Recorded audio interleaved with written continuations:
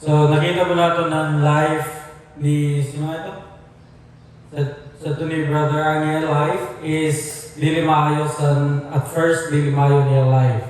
But because tanggap niya si Jesus sa iya buhay, nabago siya, no? Do you remember ang sabi ni Sister Trixie last night sa message about that bounce of pebble, na ang pebble is kita, and ito na wave, namin siya magiging capacity di ba ang wave nagadako, ang ginuntulan sa itong pebble, pag intro mo sa lake or sa dagat, yan nagutulon-tul bagay na.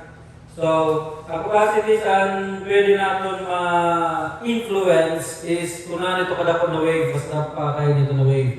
So, how can we change someone if natin sa dili man natin kayo i-change? Diba? So, it always starts with ourselves. So, just like sa atong mission story, na dumdamo siya na even his friends na pa-change niya. Sa nila mga ginawang sa nila buhay dati. And also, damo sinda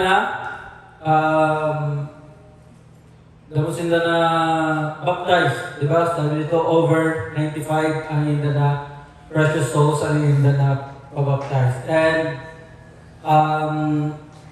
ako na siya natin short reminder this morning na if we fully accept Christ in our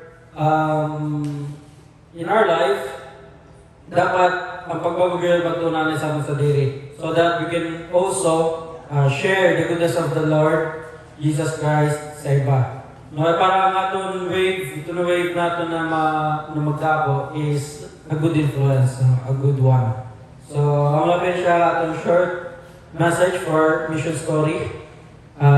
We'll give the time to the chamber harmony para paghatag sa intermission. So,